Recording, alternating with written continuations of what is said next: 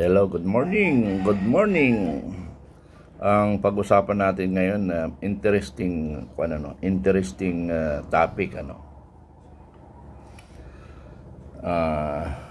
yung disiplina sa bata at paano disiplinahin ng magulang at ng gobyerno at sino ang may capacity sa ganitong trabaho. Ito yung mga paborito kong magiging responsibility kung sakali ay mabibigyan tayo ng pagkakataon. Kasi nga sa totoo lang, almost more than of my life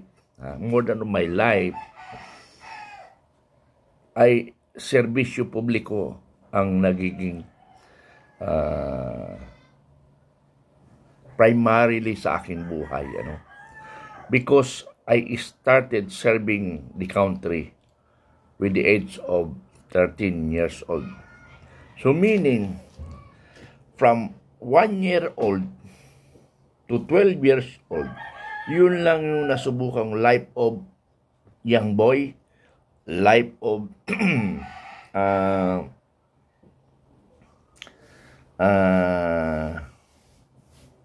na maging malaya, na wala akong sinusunod kung hindi sarili ko or yung magulang ko. Yung magulang ko kasi nakagisnan ko na ang kasama ko lang nanay ko, because yung tatay ko namatay, my age is maybe 6 years old or 5 years old.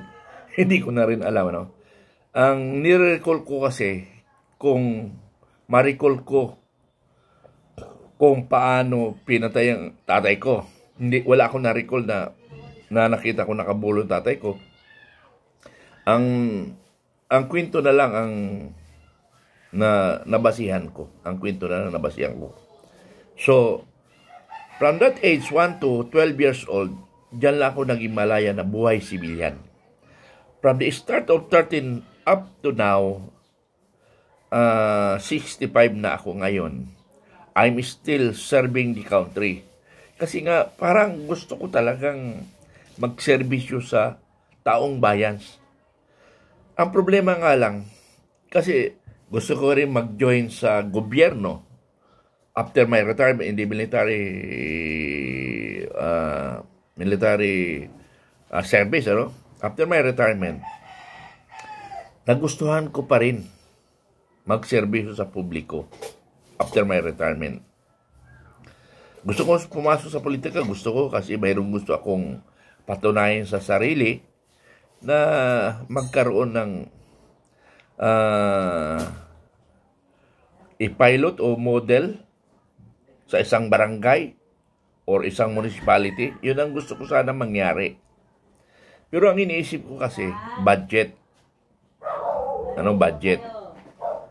So, kinakailangan ko ng budget. At yung yung paano manalo, alam ko na yun. Ang hindi ko lang makita, yung budget.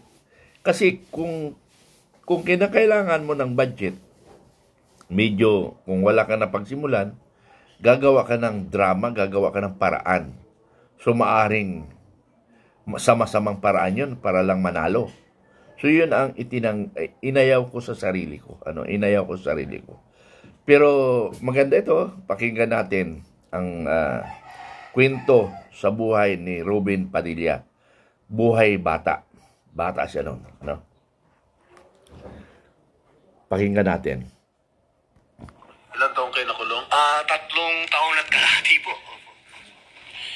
Kasi napapansin kayo nakukulong ni Senador. Majority Leader.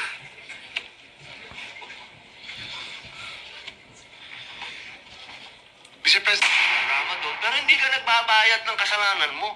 Importante po sa lahat, yung magbayad ka ng kasalanan mo. Sa murang edad, maintindihan mo na kailangan mong magbayad ng kasalanan pag may utang ka. Yun lang naman ang kailangan na hindi mo pwedeng lagpasan yun. Kailangan magbayad ka. Ginawa mo yan eh. Pwede po bang malaman, Mr. President, nung kayo po ay unang nakalabag o nakagawa ng labag sa batas, anong taon po ba kayo? 10 taon po.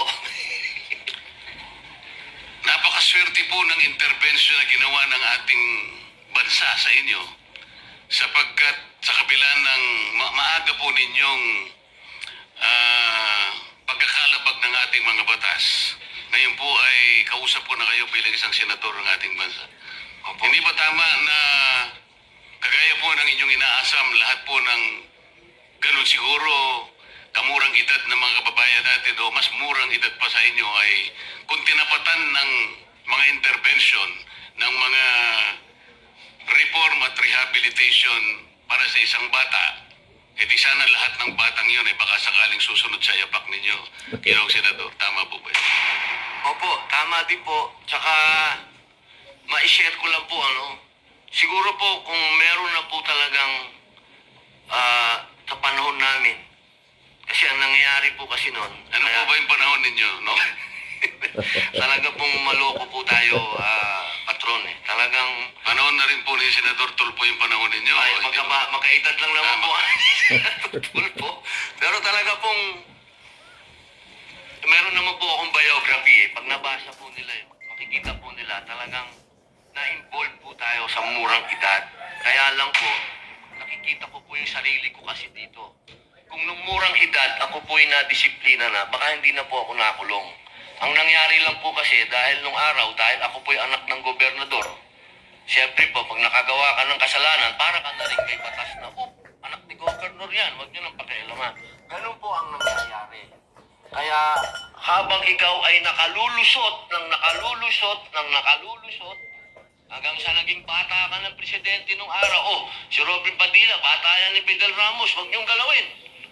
Hanggang naayang ka pa ulit, dire-diretso ka pa, hanggang isang araw, tinamaan ka talaga ng ops. Ayan na, sintensya mo. Babayaran mo na yung kasalanan mo.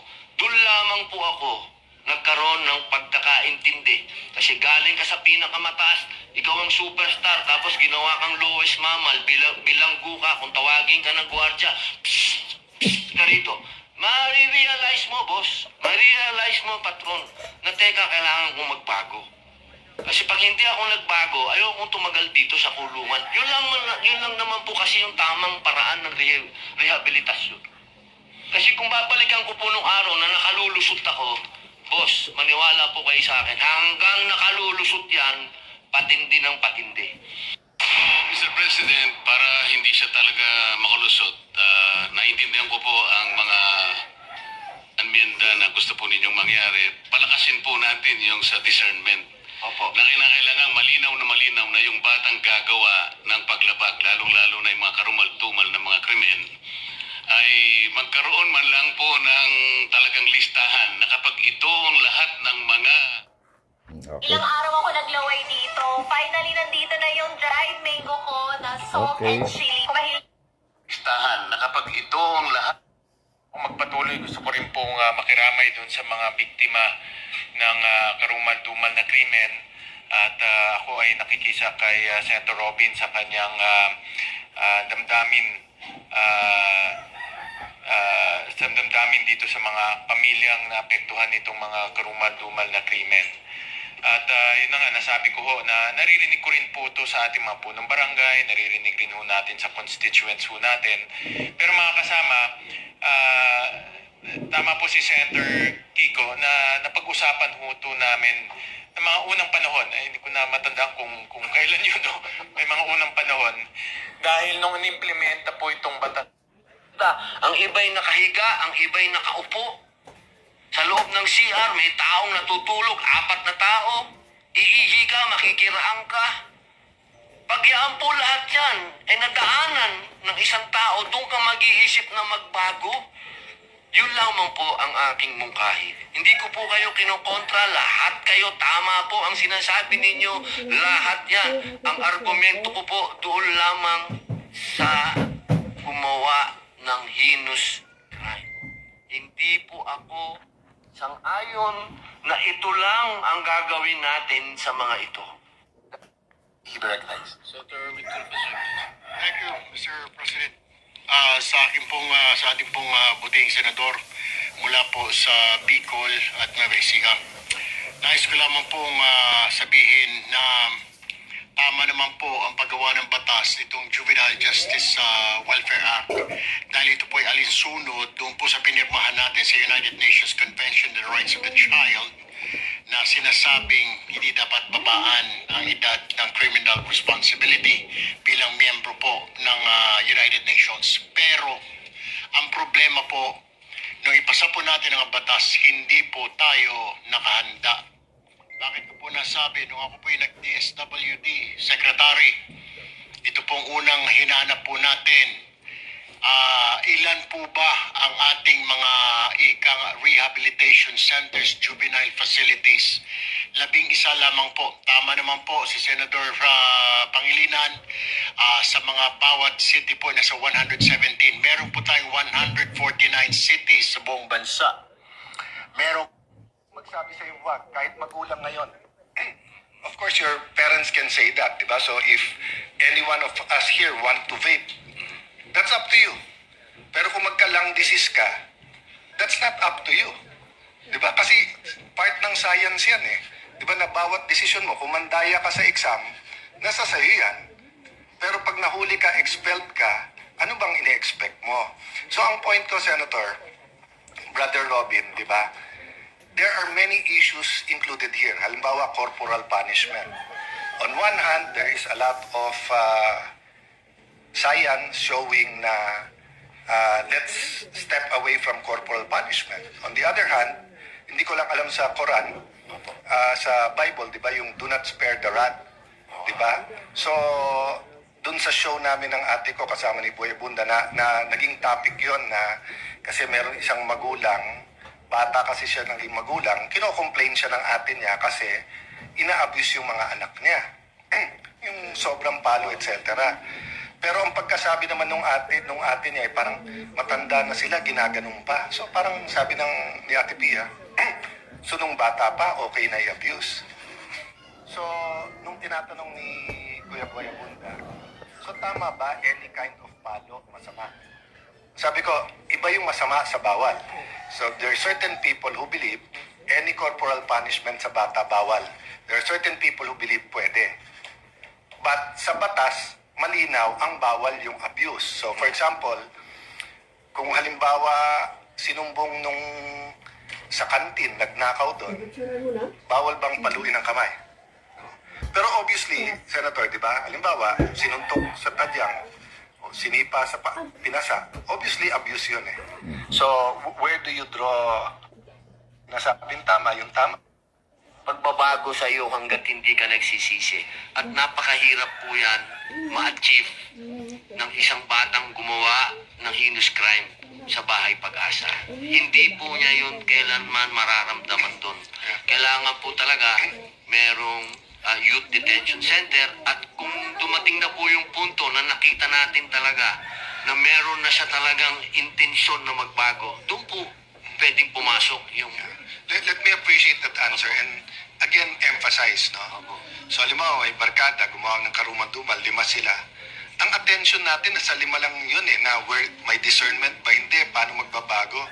Wala tayong attention sa dating sa lahat ng ibang nanonood. Opo, totoo. Diba? Kasi yung matanda, pag alam niyang mali na yun, outrage tayo. Na kahit makalusot yun, galit tayo. Pero sa kapwa nilang bata, binabantayan eh. Opo. Kung bukas nakauwi yan, o kaya pag uwi nila galing sa Bahay Pag-asa ng 1 year, 2 years, sabihin nila bakasyon pa yun. Ayun po eh. Bakit? Diba? So, let me just put that on record and commit to you, Senator. Napakaganda ng topic, ano. Alam mo kung alam natin na ganun ang mangyayari at simula pa lang sa bata at naayos natin, maaring walang problema ang ating bansa. Okay, to give you example, yung buhay ni Robin Padilla, naging luko-luko siya, naging suwail siya na anak because makapangyarihan siya, nagagawa niyang gusto niya. Sa buhay ng may kaya yon. Paano sa buhay ng mahihirap? Ganun rin ang sitwasyon. Na makita mo sa lansangan, sabi nga ni Senador, yung isang senador nagsalita na sa kanilang lugar sa Valenzuela, ay yan ang mga narinig niya sa kalye o sa mga kwento sa kanya, no? So, kung ang gobyerno natin ay isipin ang kapakanan ng kabataan, maaari na mabibigyan natin ng solusyon, ano? Naikwento ang buhay ni Ruben Padilla na from sa kulungan hanggang naging senador siya. Ako naman ay magkwento rin sa inyo. Sa edad kong 5 taon, hindi ko nalala na matay ang tatay ko. So, kami ng nanay ko lang ang nagsasama. Kasi nga, kasama ko. Yung ate ko sa murang edad, 16 yata siya ay nagtrabaho na. Humiwalay na sa amin. Pati yung kuya ko rin, na yung Dominga, no? Yung Dominga ang pangalan. Yung isa, nawalay. Ibig sabihin, dalawa na lang kami ng nanay ko sa bahay na nakatira. Ako naman, hindi naman, ewan ko ba, wala naman nagdisiplina sa akin. Wala akong natatanda na nagdidisiplina sa akin. Hindi siguro linya ko ang na maging bugoy. Hindi ko siguro naging linya na maging bugoy. Kaya ganun siguro ang karakter ko. Pero may takot ako sa nanay ko. Dahil alam ko naman yung nanay ko. So may takot ako. Yun lang yung nanay ko, kinakatakutan ko. Pero hindi ko maisip ngayon na palagi ako napapagalitan. Because iba akong bata eh. Ang bata pagkaisip ko, paano ko matulungan ang nanay ko sa maliit na bagay. Yun lang yun. Kasi nga sabi ko nga, 1 year old to 3 years old, 13 years old, 12 years old, ay yun lang buhay ko na sibilyan at bata. So, siguro maaari magsisimula dyan sa edad na yun na magiging loko-loko ka, pasaway ka sa kalye. Pero hindi, 12 years old tapos napasama ako sa 13 years old, nag-training na ako ng basic military training. Pagdating ng 14 years old, ay napalaban na ako sa kalaban ng taong bayan, ang mga rebelde. Sa edad ko ng 14, 17 lang kami, ang kalaban namin, more or less 400. Sa loob ng 3 araw, 3 gabi, nabakbakan yan. Isa lang ang tinamaan sa amin. Sa kalaban namin ay ang namatay sa kanila ay 75. At ang mga sugatan sa kanila ay nasa 150,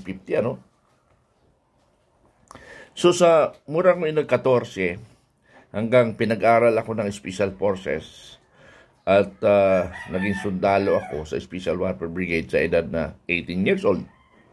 Then, after that, nag-aral ako ng kolehiyo, nakapagtapos ako sa Birimo from 1979 to 88. Natapos ko yung kolehiyo ko because naka-transfer ako sa Scout Ranger. Alam niyo naman yung Scout Ranger kung saan-saan lang pinagdadala. So, napuputo lang pag-aaral ko. Pero, maari siguro kapalaran ko yan. Natapos ko ang kolehiyo ko. At naging official rin ako ngayon. Naging official ako. Sa sakripisyo ko. Pero, iniisip ko, hindi ako problema ng community. Pero sa kampo, minsan may kabuguyan talaga ako nung kabataan ko. Talagang bugoy ako. Pero kabuguyan sa kabutihan lang siguro. Nung naging official ako, up to my rank of captain, napaka pasaway na may nagagawa.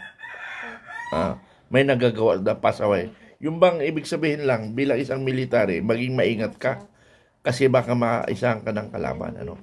So anyway, yung discussion dyan ng ating mga mahal na senador, yung juvenile, yung bahay pag-asa, tama yun. Doon sana i-focus ng gobyerno. Kaya nga sabi ko nga, yung sa mga drugs na nangyayari, ang pag-asa ng solusyon is barangay. Kaya nga napag-usapan dito, barangay. Barangay is the solution of peace and order sa ating bansa. Or solution of emergency start from the barangay. Anyway, another discussion, siningit ko lang yan. Kaya nga, yung marami papasok ni Pangulong Duterte, ang daming niyang na-disgrasya sa panahon niya, maraming namatay. Kasi maraming nga matigas ang ulo. Sinabi niyang, stop. Wala tuloy. Di namatay siya. Hindi kasalanan ng gobyerno na mamatay ka. Ang may kasalanan niya yung magulang, kapatid, anak. Yan ang may kasalanan because hindi niya na-disiplina ng anak niya. To give you an example, para magkwan, yung isang kaibigan ko, sabi niya, adik yung anak ko na panganay, hindi ko madisiplinahan. Na kung hindi ko disiplinahan ang anak ko, baka mapatay ng pulis o mapatay ng kanyang mga kasama. So, ang ginawa niya, siya mismo nagparusahan, siya nagkulong. Ayun. Naging productive yung kanyang anak. Kasi, magulang, yun ang pagmamahal ng magulang na intindihin ang kinabukasan ng mga bata. Kung wala kang pakialam na magulang, isa ka sa pasaway na magulang. Isa kang pasaway sa komunidad ng ating bansa. The solution is, ang gobyerno start from the barangay or start from the family. Yun lang. At dadagdagan natin ng ibang mga vlogging natin para ma-update kayo. Okay, maraming salamat. Good morning.